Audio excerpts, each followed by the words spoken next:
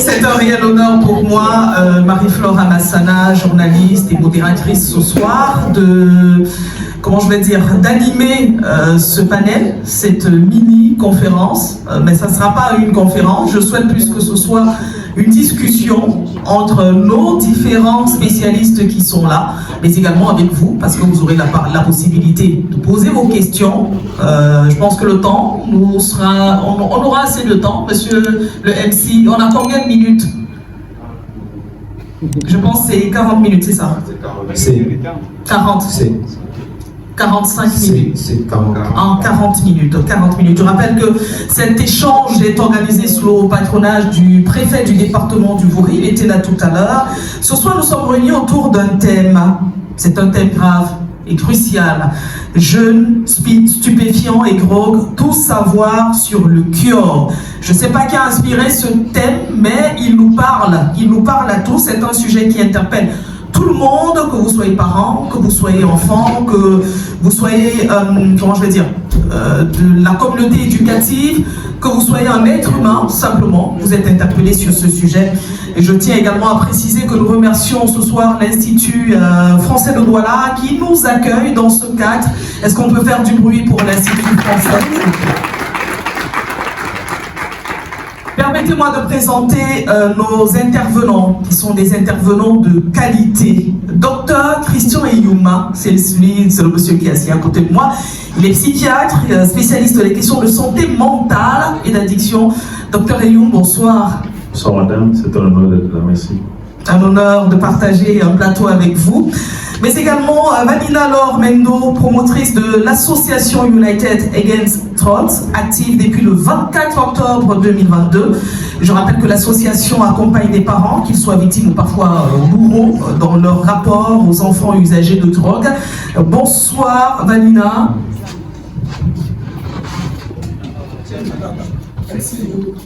Merci, bonsoir et c'est un honneur pour moi d'être parmi vous. J'espère qu'on aura l'occasion d'échanger longuement et que chacun d'entre vous sortira d'ici au moins avec une idée, si ce n'est une solution.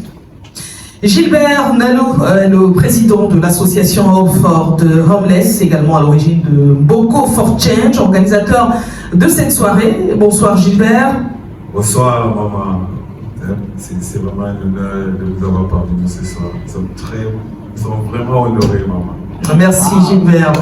Alors Gilbert, peut-être que c'est par vous que nous allons démarrer. On va terminer par le docteur Eyouma. Cette conférence aujourd'hui c'est Boko for Change qui est à l'origine de la conférence, ou alors c'est l'association Hope for Homeless, ou les deux, bref, on va dire quoi, sont des jumeaux, c'est la même chose. Qui organise cette conférence ce soir? Non, Boko for Change, Hope for the Homeless, c'est la même chose. Okay. Vous savez, au départ, quand j'ai eu cette vision de créer cette association, j'avais donné ce nom, Boko for Change. Vous voyez un peu. Mais, vous avez vu, ça c'est le nouveau préfet, mais on a travaillé d'abord avec l'ancien préfet, le père Benjamin Boutou. Mais quand on avait fait des statuts pour l'association, qu'on est arrivé pour voir si on pouvait nous légaliser, les gens qui s'occupent des affaires juridiques et politiques de la préfecture nous ont dit que Boko for Change, Boko n'est pas une langue française, que la loi camerounaise dit que tout document doit être en anglais ou en français. Donc la langue Boko, surtout le mot Boko, n'est pas une langue anglaise ou française. Ça veut dire dehors en langue douala, comme on dit Nanga Boko, qui veut dire dormir dehors en langue douala. Donc il nous a dit que non, il faut qu'on modifie un peu le nom, on essaie de voir. Bon, avec celle qui était chargée des affaires juridiques et politiques à la préfecture, bon, on a essayé de réfléchir. On a mis Hope for the Homeless, qui veut dire l'espoir pour les sans-abri. Mais nous, on aime toujours garder, c'est pour ça qu'on dit toujours Hope for the Homeless, entre parenthèses, Boko for Change. Je rappelle le thème. C'est la même personne. D'accord. Je rappelle le thème de ce soir, jeunes, stupéfiants et drogue, tout savoir sur le cure. Ouais. Pourquoi mettre un accent sur le cure? Chers internautes, avant de continuer, marquons un arrêt pour parler de la marque de chaussures, de bombers et de sacs Intenswear. Intenswear, c'est une marque qui vous propose des articles de très bonne qualité. Vous en avez pour toutes les pointures, pour toutes les tailles. N'hésitez surtout pas à contacter Intenswear. Vous avez par exemple ce sac qui est fait à base de noix et de peau de panthère. Pour toutes les personnes qui aimeraient avoir un sac confectionné de cette façon ou un autre modèle de sac, n'hésitez surtout pas à contacter Intenswear. Et je vous le disais, ce sont des articles de très bonne qualité. Juste ici à l'écran, vous avez également les différents autres modèles que vous propose Intenswear. Le numéro de téléphone, c'est plus 237 694 46 70 29 par appel ou par WhatsApp. N'hésitez surtout pas à faire confiance à Intenswear, la marque de qualité. Le kiosque. C'est quoi déjà le kiosque? Le kiosque, c'est une expression que l'on utilise dans le dehors, dans la rue. Oui. Vous savez, la drogue dure, vous savez, la drogue douce et la drogue dure. La drogue douce ne t'amène pas à être malade. Le mot kiosque, c'est une expression en anglais qui veut dire guérir. Ou un peu. Mais dans la drogue dure, souvent, quand tu consommes la drogue dure et que, à un niveau, quand tu consommes que ton corps demande, ça te rend malade. Donc tu te sens malade. Donc souvent on utilise cette expression que Père, avant de cure, où je vais aller guérir. En fait, tu te sens malade. Tu te sens malade et tu te dis qu'en prenant ça, tu vas guérir. Tu vas guérir. C'est pour ça qu'on a utilisé cette expression cure ou guérison. Et qu'est-ce que cela représente dans les rues que vous côtoyez? Ça représente la drogue dure. Simplement. Tout simplement. Le cœur, c'est la drogue dure, le caillou, la taille, la graine. Le colosse qui vient de sortir, qui rend malade, qui rend fou. Il y a un autre qui vient d'arriver, on appelle le Colorado. Et c'est comment, le Colorado? Qu'est-ce qu'il ouais, petit frère, c'est quoi? C'est moi qui parle, c'est l'autre qui parle. Terminons d'abord la conférence ici. Pardon. En vrai, le colosse, comme mes petits disent, c'est une nouvelle troupe qui vient d'arriver au Cameroun. Ça n'a pas encore. Et c'est ça il y a 2 ans, les gars. Ça a dépassé 2 ans. Peut-être plus de 2 ans, mais ça va mentir. Le colosse, tu n'as pas besoin de fumer 2 ou 3 ou 4 brises. Si tu mets même 4 brises, c'est la folie. Et ça tue. C'est la raison pour laquelle vous avez décidé d'attirer l'attention des jeunes, des parents, des éducateurs sur ce phénomène. Sur ce phénomène, donc ça fait partie de la drogue dure. Comme il disait, il y a la drogue douce et la drogue dure. La drogue douce, c'est le champ, on va dire. C'est naturel.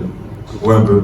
Mais dans la drogue dure, c'est des produits chimiques mélangés, on ne sait pas quoi on y met dedans. Ceux qui fument ne savent pas c'est comme dedans. Et c'est dit, on dit toujours que c'est des ossements humains, c'est des quoi. Mais c'est un truc que ça te rend vraiment esclave, ça te met dans un monde où ça te conditionne, quoi. Donc peut-être quand tu es dans ça, si peut-être tu lèves le matin, si 9 heures arrive que tu n'as pas consommé, tu es malade. Donc il faut que tu En tant que président de Homeless, comment voyez-vous le lien entre précarité? On a regardé les images tout à l'heure. Pour certains qui n'avaient jamais côtoyé ce milieu, on a eu froid dans le dos, notamment avec cette femme enceinte, mais qui consomme justement cette drogue-là. Quel lien faites-vous entre la précarité, désespoir et même l'usage de drogue chez les jeunes? Le lien qu'on a avec eux, on se base beaucoup dans la sensibilisation et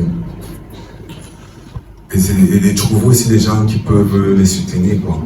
Par exemple, comme cette dame qui est enceinte, elle devait être là, mais Wanda qui ne sont pas là. C'est les gars, on a fait ces reportages à la gare de Nebel. Je suis étonné qu'ils ne sont pas là parce qu'il faut qu'ils viennent, on ne sait jamais. On va voir les gens là-bas ici qui peuvent les aider. Donc on voit un peu. Oui. Donc, et elle, c'est une fille que nous on connaît depuis dans la rue. Elle avait son gars qui est aussi un gars de la rue. Bon, c'est les gars qui font un peu. Les gars qui partent du haut tout. Apparemment, il est en prison. Pendant qu'elle est en prison, il a enceinté la fille. Elle est seule comme ça avec tout. C'est quoi? Comme ça. Ouais, un peu.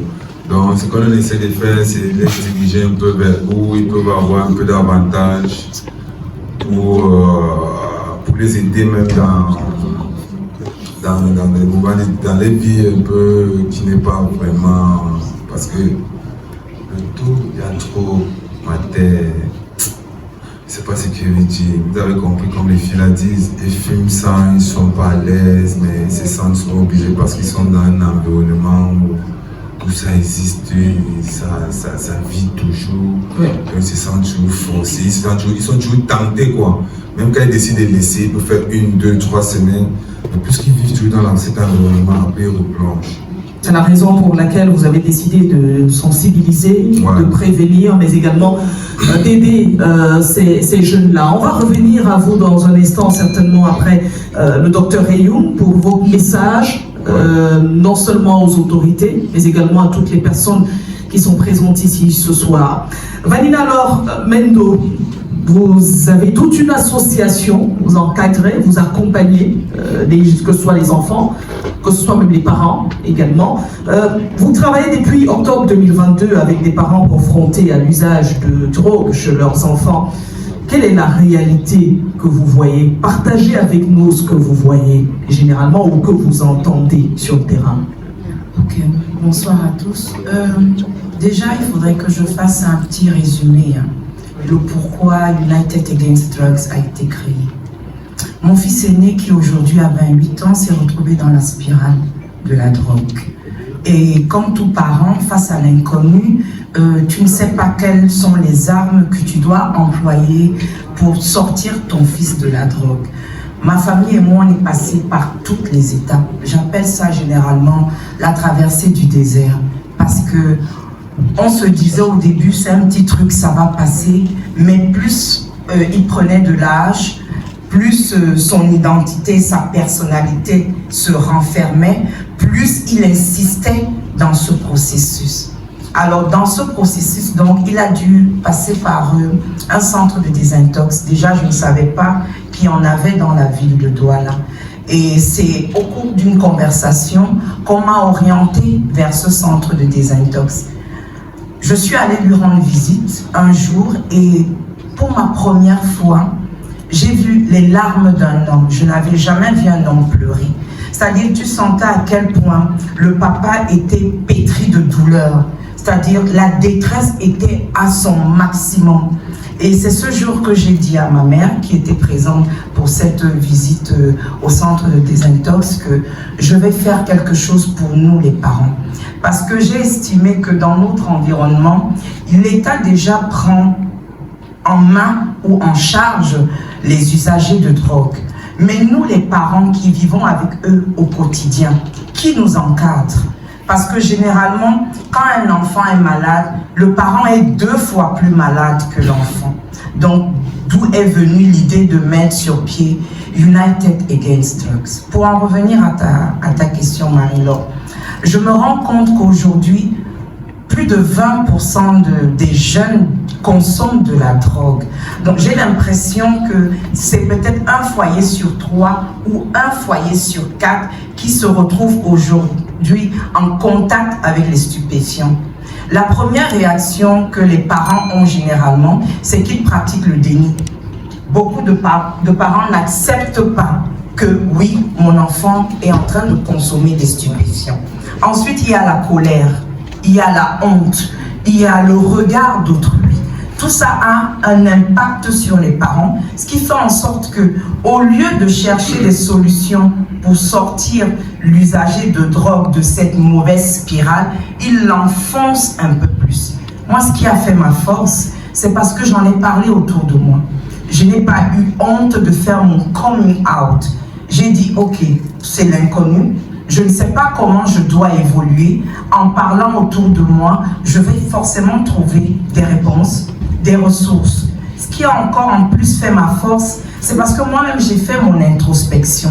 Généralement, j'ai tendance à dire parents victimes et bourreaux de leurs enfants usagers de drogue. Je pèse mes mots parce que très souvent, dans le processus éducationnel de nos enfants, on passe d'un état à l'autre et on ne se rend pas compte de l'impact émotionnel que ça occasionne sur l'enfant et qui par la suite, comme il ne peut pas s'exprimer, ça devient une boule, et à l'extérieur, il va donc aller trouver des personnes qui vont lui dire, mais attends, si ça ne va pas avec ton papa ou si ça ne va pas avec ta maman, viens avec nous.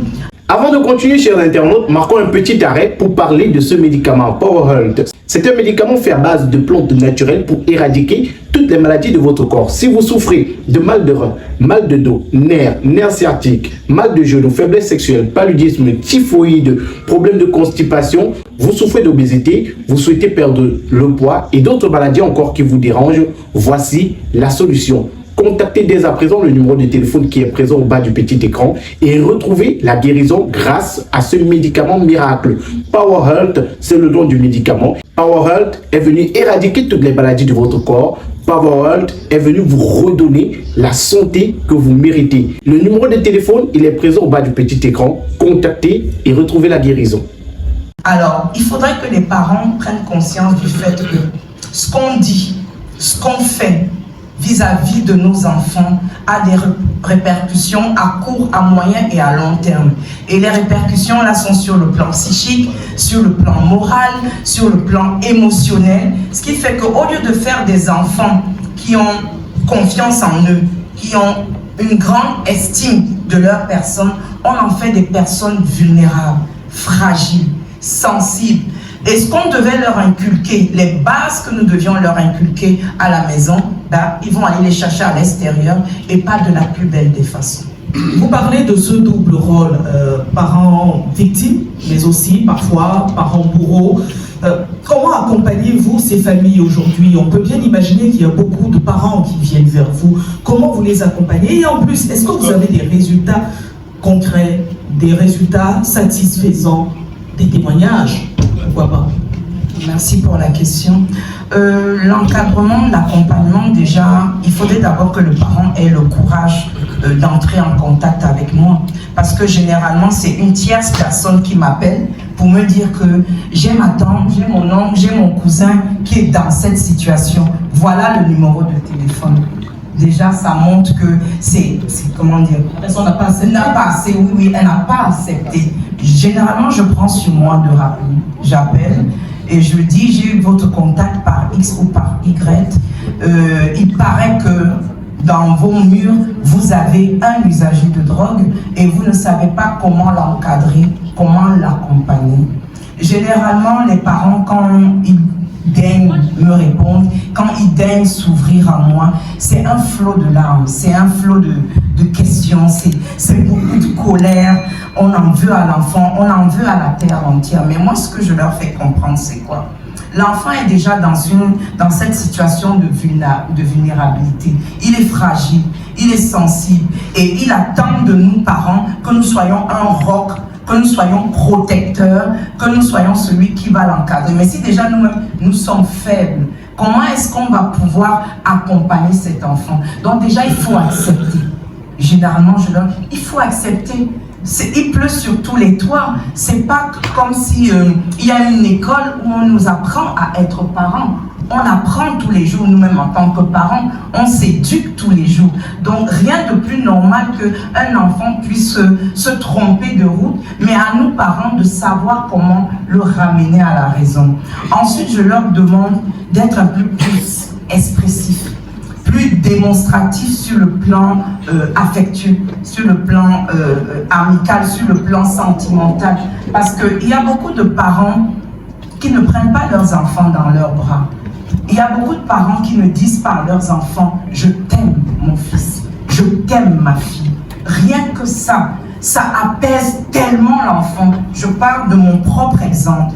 Quand j'ai eu mon B2B avec mon fils, il m'a reproché 2-3 trucs. Maman, tu n'étais pas très souvent présente. J'ai reconnu. Effectivement, je l'ai eu à 22-23 ans. À cet âge-là, on se cherche encore, comme on dit vulgairement. Donc, on ne passe pas trop de temps à la maison parce qu'on se dit, la grand-mère est là, les oncles sont là, ils vont assurer l'éducation de l'enfant. Ensuite, il m'a dit, mon père aussi n'était pas présent. Je lui ai dit, bon, vraiment pour ce volet, je vais faire le max pour qu'il y ait un rapprochement entre ton père et toi, mais ce n'est pas de mon ressort. Chacun doit pouvoir accomplir sa tâche dans la famille. C'est ce que nous avons essayé de faire, les miens et moi. Donc généralement, c'est comme ça que je m'y prends. Madame Endo, selon vous, qu'est-ce qu'il faut faire en priorité lorsqu'on a un enfant? Éduquer les jeunes, encadrer les familles ou encore renforcer les lois? Qu'est-ce qu'il faut faire en priorité? Éduquer les jeunes, encadrer les familles ou renforcer les lois? Les lois de nos pays, notamment. Oui, bien sûr. J'ai envie de dire que chacun a sa responsabilité, hein, que ce soit les jeunes, que ce soit la famille ou que ce soit l'État. Mais on ne peut pas confier toute cette lourde responsabilité à l'État. Donc on va revenir à la famille, parce que la famille aussi c'est un mini-État. Donc il faudrait déjà qu'au sein de la famille, chacun retrouve sa place. Que le papa joue vraiment son rôle de père, de protecteur, d'éducateur. Que la maman ait cette position de douce, de soumise, de celle qui est un peu compatissante, que celle qui est empathique, celle vers qui l'enfant viendra spontanément pour confier X ou Y. Et maintenant, cette maman verra comment elle va aller vers le papa pour essayer de valider le projet ou la cause qui est défendue par l'enfant. Donc, c'est une affaire de tous. Ce n'est pas une affaire d'une seule personne. Merci Madame Endo, nous reviendrons à vous dans un instant, le temps d'accueillir également le docteur Christian Eyoum. Docteur Eyoum, on entend parler du Kior, on en parlait avec Gilbert tout à l'heure, c'est dans les quartiers, dans les chansons, il y a même une qui a été très célèbre lors de la CAN ou un peu plus, où on a vu nos lions émontables danser, nos enfants même dansent dessus dans les maternelles et autres, mais très peu savent ce que c'est réellement le Kior. Pouvez-vous nous expliquer ce que c'est? Notamment parce qu'on sait que c'est une drogue aujourd'hui, après l'explication de Gilbert, mais également les effets immédiats et à long terme de cette drogue-là sur le cerveau. Merci Marie-Flore, parce qu'il y a Vanina Laure et il y a Marie-Flore ici. Donc merci. Mais j'aimerais d'abord que vous me permettiez de féliciter Gilbert et tout le monde. Est-ce qu'on peut applaudir pour Gilbert? Parce que moi j'ai eu l'occasion de voir Gilbert il y a quelques années. Nous allions dans les lycées pour sensibiliser les jeunes avec une dauphine de Miss Littoral. Et quand Gilbert m'a recontacté, je me suis dit il est resté dans la bataille et vraiment je tiens énormément à t'en féliciter. Merci beaucoup. Donc pour ce qui est de la question du Kior, ben effectivement Gilbert l'a bien expliqué, c'est une question qui concerne le fait qu'on essaye de combattre ce que nous on appelle le syndrome de sevrage. C'est-à-dire que notre cerveau est capable, face à la souffrance, de fabriquer des choses qui font qu'il soit tranquille. Par exemple, je suis là, il fait chaud, mon cerveau va sécréter des choses qui vont faire que, par un mécanisme d'action qui vont se suivre, je vais commencer à suer, je vais me détendre, je vais par exemple rêver un tout petit peu. Et maintenant, je peux prendre aussi des choses qui viennent de l'extérieur, les consommer et arriver à me détendre encore un peu plus, et c'est ce que la drogue va faire. Or, quand la drogue commence à le faire, dans la partie qui est au centre de mon cerveau, ben je ne parviens plus à fabriquer ces substances-là, et le cerveau commence à m'exiger ces substances en disant, si tu ne me les donnes pas, ben moi je n'agis plus. Donc je commence à avoir des douleurs au ventre, des maux de tête, des douleurs à la poitrine, j'étouffe, j'ai des douleurs aux muscles. Et puis ensuite, je sens même comme si je vais mourir. Il faut que je prenne à nouveau la substance pour arriver à calmer le mal-être. Ce mal-être-là, nous l'appelons chez nous le syndrome de sevrage. De nous avons très vite compris dans la rue et ils ont dit, ben ça, finalement, quand on prend la substance, quelle que soit la substance, ça peut être la taille, ça peut être le gué, ça peut être même surtout le caillou, ben, la graine et toutes ces choses-là, ben, on va aller calmer la douleur qu'on ressent, calmer la souffrance qu'on ressent. Et c'est ça qu'ils appellent le Kior. Alors maintenant, si on veut aller sur la question des conséquences, la première conséquence à court terme, c'est l'ivresse. L'ivresse, ça veut dire qu'on a saoulé. C'est le fait qu'on perde le contrôle parce qu'on est ivre. Et cette perte de contrôle expose à tous les dangers que la rue peut présenter, peut fournir. Voilà, donc c'est d'abord l'ivresse. Ensuite, maintenant, sur le moyen terme, il y a des questions qui sont dans la santé immédiate des organes qui vont être concernés, comme le poumon et comme les autres organes. Mais sur le long terme, et il a très très bien dit, il a dit clairement, c'est la folie. Parce qu'effectivement, ça va détruire les zones du cerveau qui reçoivent ces substances-là. Le problème, je vous explique, c'est un peu comme revenons à une substance que tout le monde connaît très bien au Cameroun, qui est la bière. Au début, vous prenez un verre et vous êtes bien. Et puis à un moment donné, quand vous prenez un verre tous les soirs, au bout d'une bouteille, vous ne sentez plus les effets. Il faut 2 verres, puis 10 verres, puis un casier, puis un camion parfois. Le problème, c'est que pour partir du casier au camion, le cerveau lui va dire je ne sens rien, mais le cœur, le foie, les poumons, eux ils vont dire ben, nous sommes déjà en train de souffrir. Après le premier verre tous les soirs, ils commencent à souffrir déjà. C'est le même principe avec toutes ces substances-là. On les prend et on est obligé d'atteindre une certaine dose pour sentir que le cerveau est apaisé, qu'on dort profondément. Mais les autres organes, le cœur, le foie, le poumon, le pancréas, je ne vais pas les citer tous, le rein qui filtre le sang, ben, eux ne vont pas tenir. Ben, c'est pour ça qu'à un moment donné, on continue de prendre, mais on commence à maigrir. Et puis en plus, elles ont comme effet de faire qu'on n'ait pas envie de manger. On n'a plus envie même de boire de l'eau. Ouais.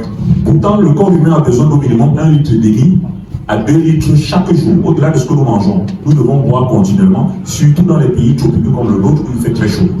Et donc, maintenant, là, on s'expose. Donc, quand on donne au corps moins d'eau qu'il en faut, le corps va fonctionner sans eau. Un peu comme un moteur qui fonctionne et vous ne mettez pas de l'eau pour le refroidir, ben, il y a des organes qui vont vieillir rapidement et qui vont se détruire. On voit bien ça quand on regarde les images, dans la vidéo tout à l'heure. On voit bien que c'est des gens qui sont déshydratés, c'est des gens qui sont malades, simplement. Au-delà de tout ce qui est maladie mentale, il y a toutes les maladies du cœur, du foie, de l'estomac, de tous les organes que j'ai cités. Merci.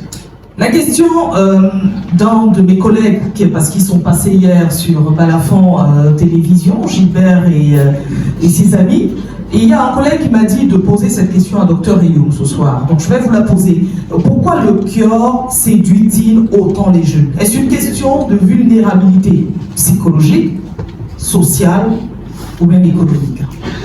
Je pense qu'il y a d'abord une question d'exposition, moi je ne vais pas dire culturelle, mais disons sociale un peu.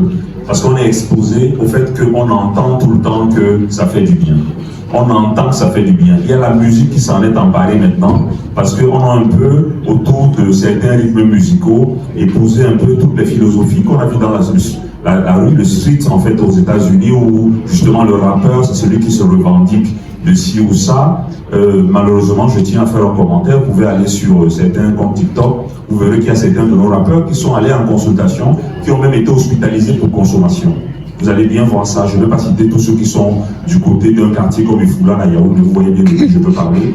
Actuellement, il y a des vidéos qui se baladent sur TikTok, effectivement, d'un psychiatre qui est en train de faire une interview à ce monsieur qui est en train de déclarer effectivement qu'il regrette d'avoir consommé. Et bien donc, effectivement, il y a un phénomène un peu de mode. Mais il y a aussi le fait que c'est brandi comme une solution dans certains milieux, parce que certains qui ont consommé s'en vantent et montrent qu'effectivement, ça marche. Maintenant, pour l'individu lui-même, il faut dire une chose. Il faut dire une chose, effectivement, pour aller dans l'appui. Et j'ai bien aimé la bouche de monsieur le prophète du Vouri tout à l'heure, quand il disait que tout n'est pas dans la répression. Ben, la plupart des gens qui arrivent à la consommation essayent de répondre à une certaine souffrance. Il y a une souffrance qui peut être une souffrance corporelle. On a vu les gens avoir simplement des maladies qui vont nécessiter qu'on leur mette des médicaments de la douleur tout le temps, se retrouver dans la consommation. Mais on a vu les gens aussi avoir des questions émotionnelles, des questions d'abandon, des questions de souffrance particulières qui font que quand on consomme, on a la possibilité de voyager d'une certaine façon et de se déconnecter de la réalité qui dérange. Le problème, c'est que l'outil qui fait ce voyage aller-retour devient de moins en moins puissant. On doit augmenter les doses. Il n'est même pas pur, mais il va détruire le cerveau. Voilà.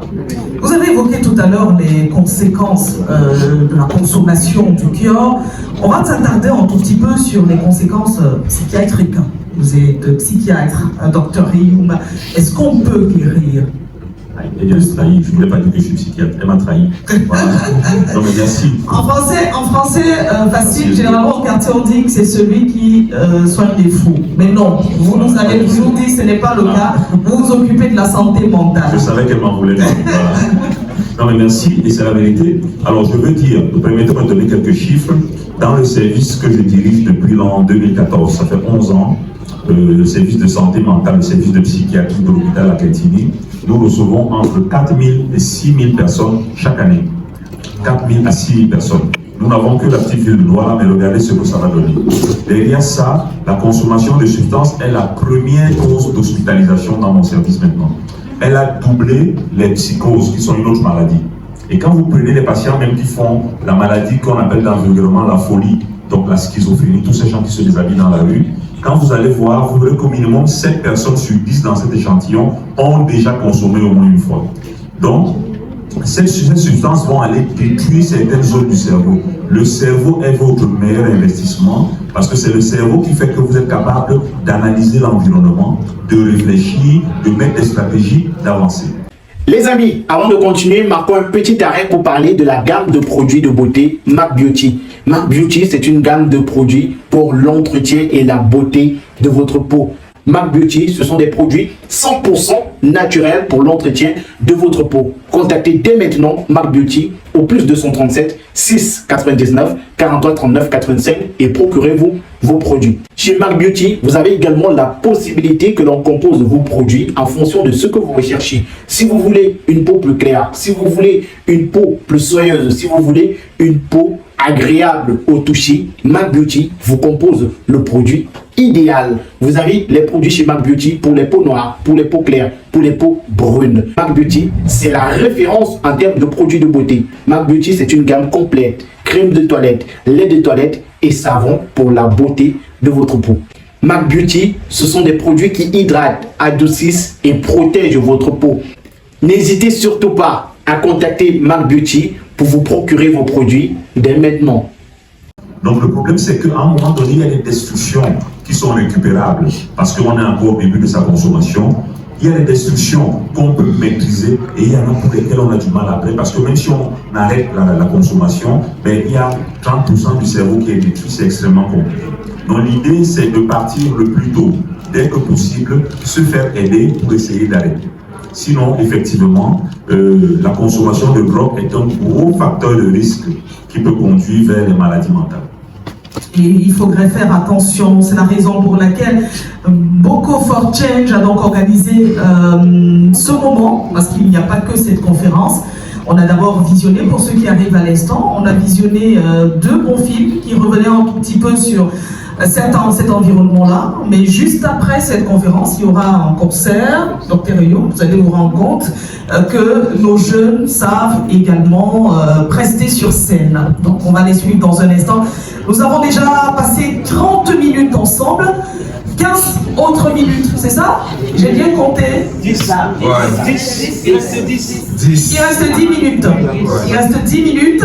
S'il y a des questions dans la salle, que ce soit Dr Ayou, Madame Eno ou même encore Gilbert, il y a des questions? Est-ce qu'il y a quelqu'un qui veut poser des questions? Ou des commentaires ou même des témoignages, ou partager une expérience avec nous.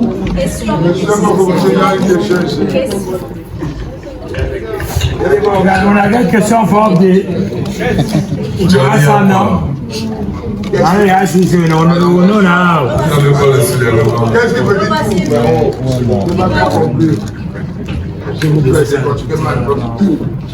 Bonsoir. Merci beaucoup, merci infiniment pour cette présentation. Vraiment, j'en ai appris beaucoup aujourd'hui.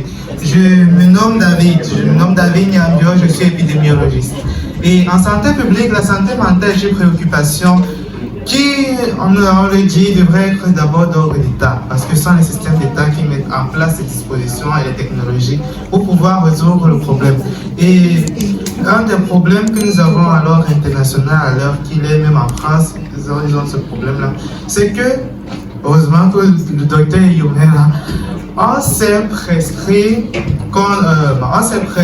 contre les psychotropes. Donc, on s'est prescrit pour arrêter de prendre les stupéfiants comme les cures et tout. Mais on ne sait pas les prescrire. Vous, en tant que psychiatre, qu'est-ce que vous pouvez en dire sur l'état des lieux de la chose?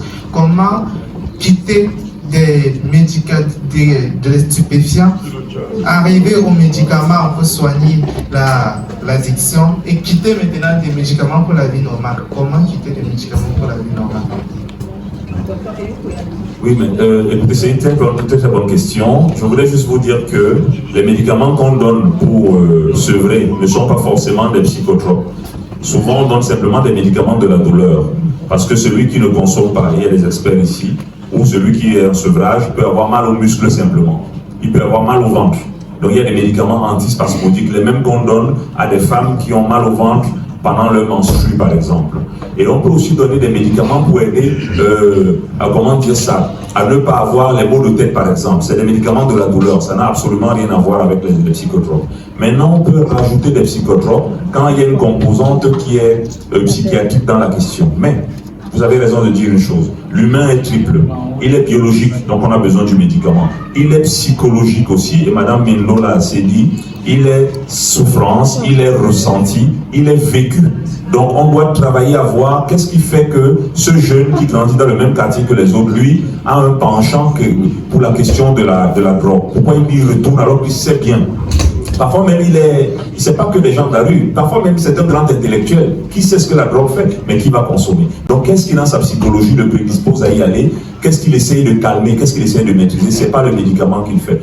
Et le troisième point, c'est le point du côté social. Parce qu'effectivement, si l'enveloppement familial d'abord, puis l'enveloppement du reste, puis l'occupationnel, et c'est là que je félicite Gilbert, si l'occupationnel n'existe pas, que le temps est vide, il y a de la rumination psychique qui va s'installer et derrière tout ça, l'ennui s'installe et tout le monde ne sait pas comment faire que faire de ses bras dans la nuit. Donc vous avez raison, il faut mettre des médicaments qui ne deviennent pas une nouvelle source de dépendance, mais il faut mettre également de la psychothérapie de qualité et puis travailler sur toute la sociothérapie et la réinsertion du jeune pour pouvoir l'accompagner.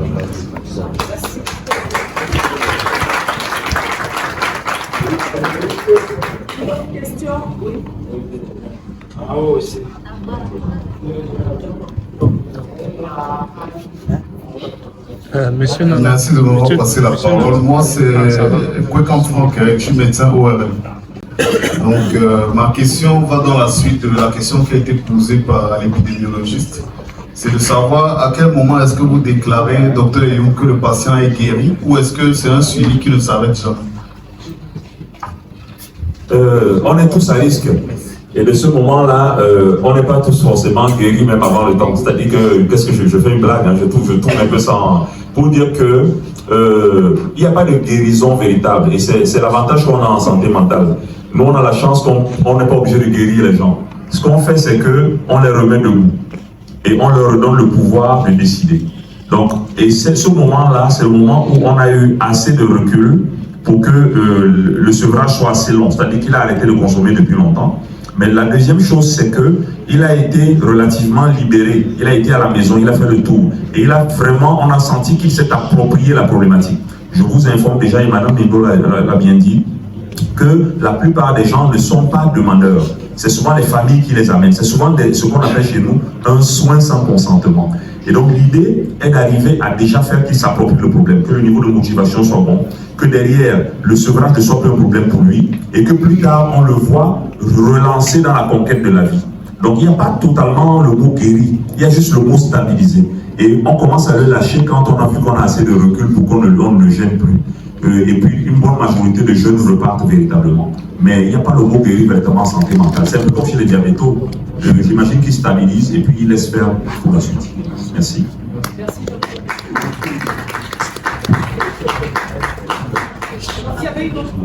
Oui, une dernière. Bonsoir donc. Allez-y. Ok, j'aimerais savoir si vous êtes arrivé d'hospitaliser un patient dans vos services contre son gré, c'est-à-dire le parent l'y a amené de façon forcée, mais la personne déclare se sentir bien. Oui, avez-vous déjà vécu cette expérience-là? Parce que, en tant qu'assistante sociale, par exemple, lors d'une visite d'un cas social dans la structure où vous exercez, voilà, j'ai rencontré un cas là-bas qui était interné contre sa volonté. Et donc, sa famille insistait pour qu'il séjourne pendant plus longtemps. Donc, c'était devenu pour elle comme une sorte de prison. Oui, et j'ai pris le temps de l'observer, j'ai fait appel à certains de vos collègues par rapport à cette situation. Ils ont estimé que non, c'est pas normal qu'on puisse enfermer quelqu'un contre sa volonté alors qu'elle ne présente pas les signes dont on lui reproche. Est-ce que dans cette situation-là, ça ne crée pas un malaise de plus? Oui, puisque c'est ce cas que j'ai vécu l'année passée. Et donc, je veux aussi vous voir une pause par rapport à ça. Écoutez, je vous remercie énormément pour cette question. Elle permet d'expliquer quelque chose. Dans les hôpitaux du monde entier, il y a 2 types de soins, sinon il y en a 3. Et c'est bien qu'on le sache tous. Le premier type de soin qu'on fait à l'hôpital, ça s'appelle le soin libre. Ça veut dire que si madame décide, à la fin de cette année, d'aller voir son gynécologue, elle y va de son plein gré, et le gynéco peut lui prescrire des médicaments, par exemple, et elle a la liberté de dire, je ne prends pas, je change de gynécologue. Parce que madame est bien consciente de ce qu'elle fait. Le deuxième type de soins concerne des gens comme ceux qui, par exemple, marchent dans la rue, qui se déshabillent. Tout le monde est unanime que marcher dans la rue, se déshabiller, c'est terrible. Mais ces gens, ils ont l'air d'être tranquilles avec ça. Eh bien, si on était des membres de leur famille, ce qu'on leur ferait combien, c'est de les amener à l'hôpital, même contre leur gré. Ça s'appelle soins sans consentement à la demande d'un tiers. Donc, même moi, le docteur Christian Eyoum, s'il m'arrive de me déshabiller tout de suite, ici, vous avez le droit de me saisir, de me demander de me rhabiller. Et si vous insistez et que je commence à tenir à ce que je fais, vous avez le droit de m'amener à l'hôpital à Quintini tout de suite et dire on a l'impression qu'il a un problème. Et il est de ce moment du devoir du médecin sur place de dire ah, observons la situation. Et pour l'observer parfois, si on dit à la personne rentrez avec votre famille, des choses terribles peuvent lui arriver là-haut. Quand on amène un jeune en disant attention, il veut le tuer, il fume trop, machin, parfois le garder est une manœuvre de sécurité. Mais même quand ça ne va pas et qu'on voit qu'il ne comprend pas, on a le droit, devant le soin sans consentement à la demande d'un tiers, de le garder. Alors le troisième type de soin que je vais vous dire aussi s'appelle le péril imminent. C'est-à-dire qu'on a un individu sur le pont du Vouri là, qui veut sauter pour, on ne sait pas ce qu'il veut faire, lui il veut sauter du pont du Vouri en nous disant que c'est Noël, donc il va fêter Noël dans l'eau. On ne va pas le laisser faire, même si on n'est pas de sa famille, parce que le soin sans consentement, c'est la famille et les collègues encore. Mais le truc, c'est on est là tout de suite et on voit quelqu'un tout de suite sur le pont. On y va, on se dit, bon, il est Camerounais, nous sommes Camerounais. On n'est pas de sa famille, mais on le saisit d'abord et on l'amène à l'hôpital ou à la gendarmerie, j'en sais rien. Mais s'il débarque à l'hôpital, notre devoir est de le sécuriser parce que peut-être qu'il a un problème. C'est les 3 types de soins. Et vous avez raison de dire, et on l'a dit avec le médecin ORL tout à l'heure, si on en reste seulement aux soins sans consentement, l'individu ne s'est pas approprié le problème pour ensuite faire la démarche de ne plus consommer. Il va falloir qu'à un moment donné, on atteigne le stade, après que la famille ait fait la répression qu'on l'a amené de force. Nous, on le garde pour le protéger et derrière, on travaille avec lui en espérant que rapidement arrive le jour où il va dire « Ah, j'ai compris que la drogue c'est un problème pour moi, j'aimerais maintenant moi faire la démarche. » Malheureusement, ça ne se fait pas en une journée ou en 2. Ça nous prend des semaines et des semaines. Et on se transforme évidemment, en tant que médecin parfois, en garde prisonnier. Et je vais même vous dire autre chose, il est arrivé que les familles abandonnent, on termine le travail, on voit que le gars va mieux, mais quand on veut rentrer, on lui dit non, il a vendu la voiture de son père, il a vendu la télé, on ne le veut plus ici à la maison. Et donc à défaut de rester à laisser aller dans la rue, beaucoup de voitures n'est pas encore venu les chercher. Nous on préfère parfois le garder à un certain moment, en attendant que ça grandisse là-haut, pour qu'on puisse accompagner. Donc vraiment, ça nous fait mal à nous-mêmes de garder des gens. Et je termine dessus, je dis toujours en impatient, vraiment, je suis Camerounais, et nous les Camerounais, on est un peu paresseux sur les bords. Je n'ai aucun intérêt à vous garder longtemps. J'aimerais même que le service soit vide. Comme ça, je viens, on me paye pour rien. Mais parfois, je vous garde parce que vous lâchez, c'est un gros problème. Ça peut arriver qu'on vous enlève même chez moi et qu'on vous amène dans une brousse, on vous attache chez un praticien qui dit que lui, il va faire ci ou ça. Je voulais juste en parler comme ça. Merci. Merci, docteur. Et un vrai docteur, je connais les matins que les enfants sont retrouvés dans l'addiction, les amener chez les tradipraticiens pour les laver et ça. Et arrivé là-bas, il dit la mère, tu m'amènes où? Non, tu me fais quoi ici? Je suis dans Marabout. Non, ma Thérèse. Je connais plein comme ça. Je ne sais pas comprendre ce que vous dites par rapport au tradipraticien. Donc, c'est moi les matins, moi j'ai commencé le matin. Je connais comprendre pourquoi, parce que c'est la mère, c'est le parent. Le parent veut le bien de son enfant. Et si le parent voit que son enfant commence à se dégoûter dans trop, quand tu me dis au parent que bon, souvent c'est les conseils des gens, par exemple, le matin, une amie peut venir dire que non, il faut que je connaisse un tradipraticien qui peut laver ton enfant pour qu'il continue à fumer la drogue. La matin, pour le bien de son enfant, on va vouloir l'amener là-bas. J'en ai vu qu'on a battu pendant des jours et des jours parce qu'on voulait enlever le mauvais esprit dans le corps. Et tout ça, c'est le manque d'information, de renseignements. Et merci à beaucoup for Change pour des assises comme celle-ci qui permettent de comprendre mieux que c'est une addiction et qu'on peut bien sûr passer soit par Madame Indo ou même encore Dr Eyo. Je pense qu'on va prendre une dernière question. Oui, monsieur. Bonsoir, docteur. J'ai une question à deux volets. La première, c'est celle-ci de savoir comment est-ce que vous y prenez toutes les questions, c'est pour définir exactement quand est-ce que quelqu'un est en voie d'un quelconque besoin d'une assistance morale face à son addiction. Avant de continuer, chers internautes, marquons un petit arrêt pour parler de ce kit médical. C'est un kit qui va révolutionner votre quotidien.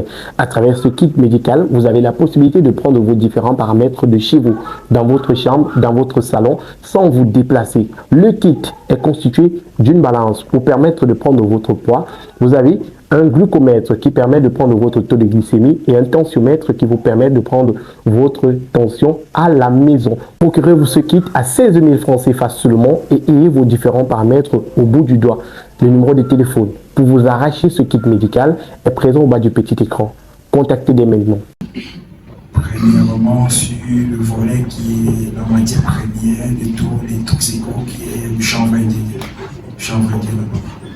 Le deuxième volet est de savoir quand exactement vous décidez que ce patient en qualité est à la mesure d'être capable de ces prises de décision et de pouvoir intégrer la société. Alors, ça rejoint, oui. Oui, docteur Yuba. Ça rejoint un tout petit peu la question de la guérison, mais il faut dire que la posture du médecin, la posture du psy, c'est une posture d'écoute active. C'est-à-dire que je ne fais pas que rester là et regarder, et je ne parle pas à la place de la personne, mais je travaille activement à aller chercher l'information. Et souvent dans l'espace du soin, vous n'avez pas que, et Mme Mendola dit, vous n'avez pas que le sujet qui souffre. Il y a aussi les parents qui souffrent. Et souvent, les parents font plus de bruit que l'enfant, que le jeune. Le jeune, il est là, il est tranquille, lui, on pas poupon à la main. Et tu as les parents qui pleurent, la maman qui pleure pendant que le papa lui gronde. C'est un peu ça le schéma souvent. Le papa veut le tuer et la maman a mal deux fois. Mal parce qu'elle perd son fils, mal parce qu'elle voit son mari vouloir tuer son fils. Et vous êtes au milieu. Donc souvent, ce jeune, vous voulez l'écouter. Vous voulez faire qu'il verbalise un peu. Mais moi, j'ai aussi une technique, c'est que dans l'espace de l'entretien, je commence à travailler pour montrer aux parents qu'il a des choses. Et il y a 4 choses que je trouve chez les jeunes qui consomment. Je vous l'ai dit maintenant. Dans leurs émotions. 4 I. Moi, je les mets en I. C'est un peu rapide parce que je l'ai souvent. Voilà. La première chose, c'est l'intolérance à la frustration. C'est des gens, quand vous leur avez produit quelque chose là, ils doivent manger tout de suite. Si tu dis que, ah, mais si j'aime bien l'expression, là, c'est là, c'est ça. C'est-à-dire que pendant qu'il veut manger, si on dit non, lavons d'abord le sol avant de manger, lui, il tombe malade. Voilà. Donc, après, maintenant, c'est autre chose que j'appelle irritabilité. C'est-à-dire qu'il s'énerve, vraiment une chose qui fait que moi je serais seulement gêné et je vais redescendre. Par exemple, quelqu'un me pousse le bourgois, tac, je suis gêné en disant, oh mon frère, laisse-moi pousser comme ça. Et puis l'autre me dit, pardon mon frère, lui il va, bam, et il va arriver à un niveau où le temps de redescendre de là, ça va lui rester une certaine, voilà. Maintenant, l'autre chose encore, la troisième, c'est l'imprévisibilité. Ça veut dire comme il sort de la maison là. Comme il sort, il va là. Si tu demandes à ces gars, bon gars, tu penses qu'il va revenir à combien de temps? Non, lui, on ne sait pas. Parce que comme il part là, il peut même revenir après demain. C'est quelqu'un, voilà. C'est des choses qu'on voit bien. Et on voit bien que les jeunes en général, ils portent ça. Et ça, c'est pas des choses qu'on apprend à 22 ans. C'est des choses qui ont été travaillées pendant des années. Donc quand tu le fais, les parents se rendent compte qu'il n'est pas le seul. Et que peut-être qu'ils ont participé eux-mêmes à écrire ça. Cette équation-là, il n'est pas né avec. Maintenant, l'autre chose qu'il faut voir, pour ce qui est à quel moment on sait qu'il est déjà un peu bien, ben, la première chose c'est est-ce qu'il s'est approprié le problème? Est-ce que durant le temps qu'il est resté avec nous, est-ce qu'on voit que la conduite qu'il a nous montre que, voilà, et je vous promets une chose, quand vous prenez un jeune qui consomme, vous le mettez dans un endroit, vous l'empêchez de consommer en l'accompagnant un peu sur 2 semaines, la couleur même de sa peau va changer. Je vous promets. On n'a pas juste le droit de filmer les visages des gens, mais vous voyez comment il se transforme, il redevient d'une pureté qui vous rassure. Et j'ai aussi une chose que je fais souvent au début pour les déstabiliser. Dès qu'ils arrivent en consultation, ils entrent, les parents, personne n'a encore rien dit, il y a le carnet, il vient, tac, je le regarde, et je lui dis, tu fumes. Et je vous dis, je reçois beaucoup de gens. Donc quand tu lâches, tu fumes, il est en mode, comment il sait? Et je lui dis, moi, je ne bosse pas à l'ambassade du Canada ou de France. Donc, tu ne peux pas me demander un visa. Mais les mecs qui bossent au visa, ils savent reconnaître les visages des gens qui fument. Parce que toi, tu as de la fumée ici, et là c'est sur la tête. Et quand je regarde ton index et ton pouce, je vois bien comment, en travaillant le truc là, ça se voit bien comment c'est noir. Et ça se voit. Tu ne vas pas échapper avec ça. Je te tends la main, bonjour. Dès que tu tends ta main, que je prends, que je relève un peu en 2 secondes, j'ai vu. Et j'ai bien senti ton pouce quand il passait sur la peau. Je sens la chose. Donc c'est juste pour dire que quand tu fais ça, le jeune il te fait confiance. Il s'arrête, il se dit, ce gars il connaît quand même pas. Il n'est pas de la rue, mais il comprend un peu. Et maintenant, s'il veut, on peut l'accompagner. Ça fait juste.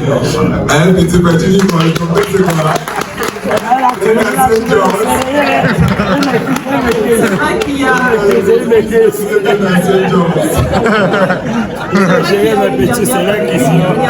Allez-y, monsieur. On a joué un peu aux prolongations. Bonsoir à tous, merci de m'avoir passé la parole. Moi, c'est Stéphane Baye. Ma question est la suivante. En observant la projection, vraiment, je suis plongé dans un océan de larmes. Car on constate que notre jeunesse est vraiment égarée face à ces stupéfiants. Un jeune, par exemple, plongé dans un stupéfiant, à travers son vécu ou alors son expérience censée parvenir à l'étape adulte, j'aimerais savoir s'il pourrait facilement intégrer la société après guérison. Premièrement, et quelles sont, disons quoi, les méthodes adéquates pour limiter ou alors pour éviter que ces jeunes puissent être plongés dans ces stupéfiants? Parce qu'on constate que même à l'école, c'est pas seulement dans la rue, même à l'école, nous voyons des jeunes vraiment se gourder. C'est vraiment très délicat, s'il vous plaît. J'aimerais savoir. Merci. Je pense que Madame Endo va répondre à... Merci, bonsoir Stéphane. Je te remercie pour les questions. Moi, je vais parler par rapport à mon cas. Les méthodes que moi j'ai eu à employer par rapport à mon fils, quand il m'a fait ses révélations ou ses accusations, déjà toi en tant que parent, reconnais ton erreur. Le parent africain ne reconnaît pas son erreur. Le parent en Afrique a toujours raison. Donc, il faut reconnaître ton erreur. Tu reconnais ton erreur et tu fais profil bas. Tu demandes pardon à ton enfant. C'est très important.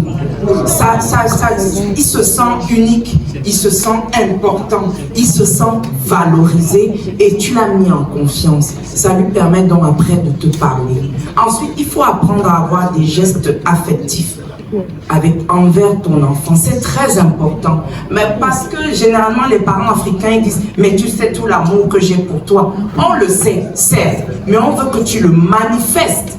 Il faut le montrer. Et puis à la maison, il ne faut pas faire des comparaisons avec les enfants. Chaque enfant est unique. Chacun est venu avec son intelligence, avec son don.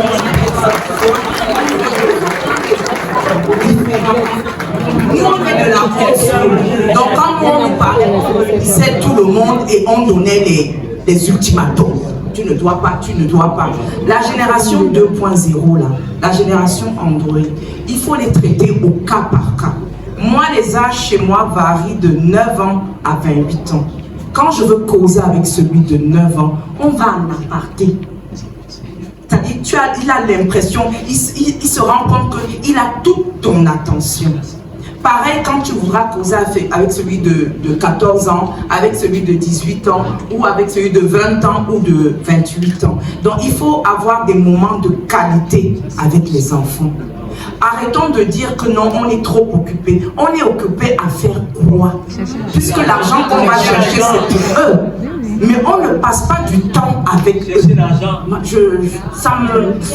Je suis dépassée, comme on dit souvent. Généralement, dans mon coaching, quand les parents essayent de m'expliquer leur emploi du temps, ils me disent on sort à 5 heures, on rentre à 21h, 22h, parce qu'il faut éviter les embouteillages. Qui éduque donc ton enfant? Après, on est surpris des résultats. Il faut instaurer aussi un dialogue franc envers les enfants. quand tu promets quelque chose à un enfant, il faut réaliser. C'est très important. Et chaque enfant, comme j'ai dit tantôt, est unique. Donc, si tu vois que l'enfant a des aptitudes pour telle ou telle autre matière, il faut savoir encourager. Or, nous, les parents africains, on sait juste taper, on sait juste insulter, on sait juste critiquer, on sait juste comparer, mais rarement on félicite et on encourage. Donc, c'est autant de méthodes que moi, j'ai petit à petit, j'ai mis sur pied. Ça a donné le résultat. Aujourd'hui, il a 28 ans, il travaille, il vit chez lui et je suis une jeune grand-mère. Donc, il y a moyen de se retrouver dans la société.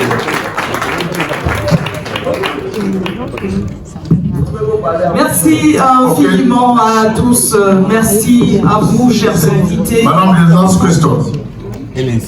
Oui. There's the last question. And it's a Ben English question. Please, my name is Ben Ashu. Yeah. I've been in this aqua for almost 19 years. I've seen and unseen. You know, since I have 20 I've seen a lot of them, and they are my friends because I do everything to integrate with the homeless children. But the question I want to ask goes directly to the president of the association. Gilbert, yes, please be frank. Have you smoked before? Yeah, before. Yes, I really want to know this a bit practical and social. Yes. What do you do? How do you change from what you are today? What push you? And how do you? What was the procedure that you actually stop taking drugs?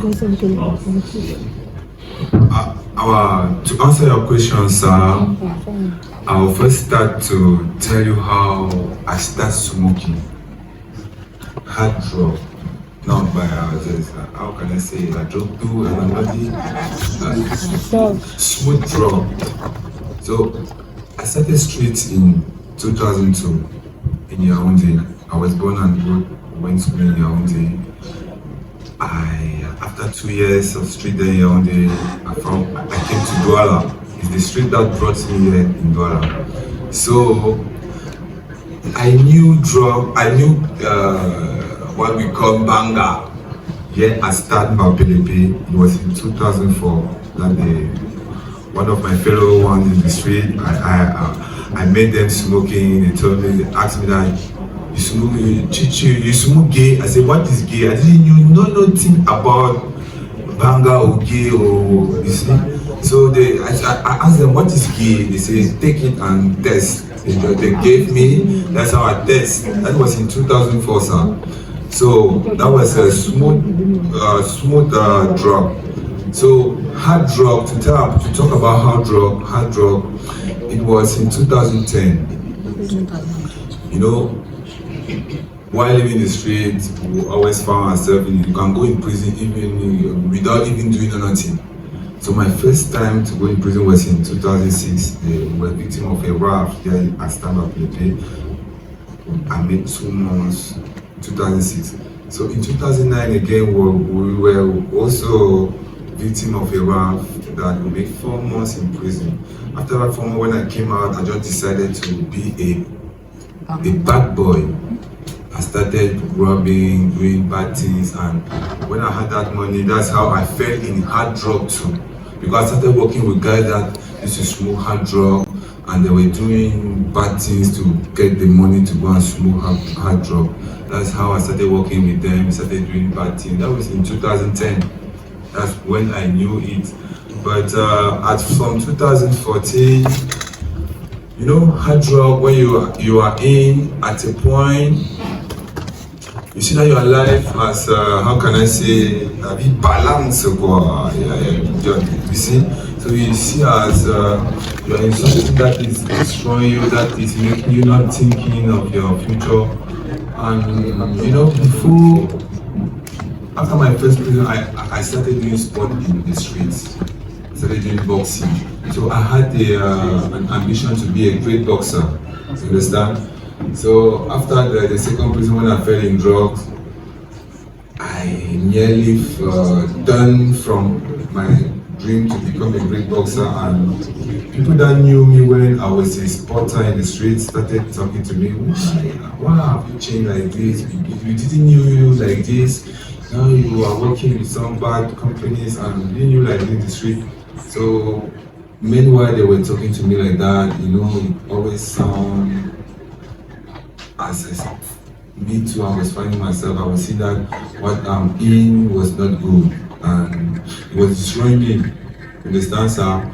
And mostly it's when I had this vision to create Boko for Change that it really gave me this ability to say, to moderate, to turn from it, understand, sir? So what I can advise my fellow one in the street is that, you know, when you're in drugs, Avant de continuer, chers internautes, je vous propose la marque de chaussures Intense Wear. Intense Wear, ce sont des chaussures, ce sont des barbouches, ce sont des pieds nus. C'est désormais également des bombers qu'on vous propose.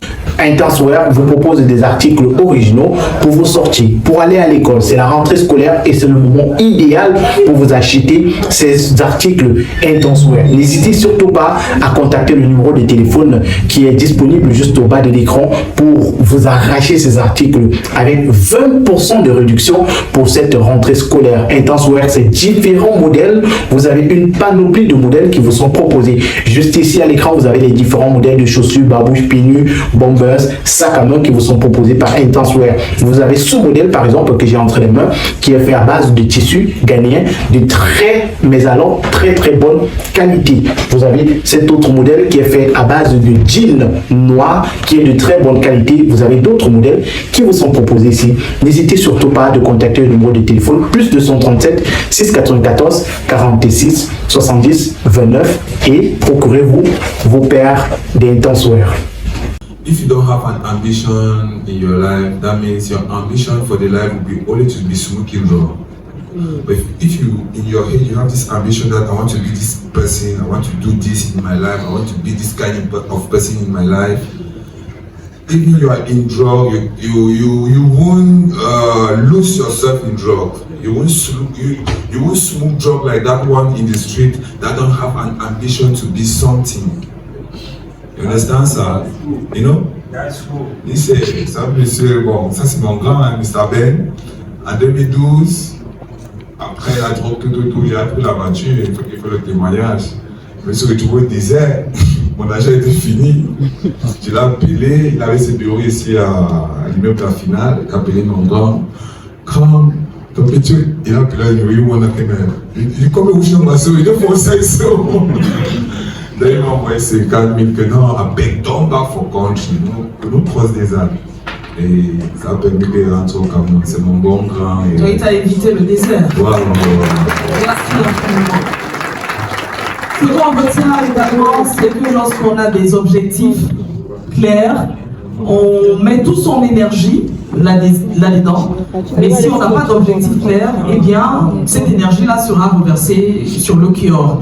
Et malheureusement, on a écouté les conséquences du cure, que ce soit sur la santé de la personne, que ce soit pour l'État même, pour la famille, avec Madame Endo, mais également pour l'État local de notre pays. C'est l'État du Cameroun qui perd également un cerveau. Merci à vous, chers invités, pour vos questions, vos partages. Vous êtes venus nombreux. J'aurais souhaité que le préfet reste jusqu'à la fin parce qu'au départ, quand il est arrivé, il n'y avait pas autant de monde. Et finalement, il y a beaucoup.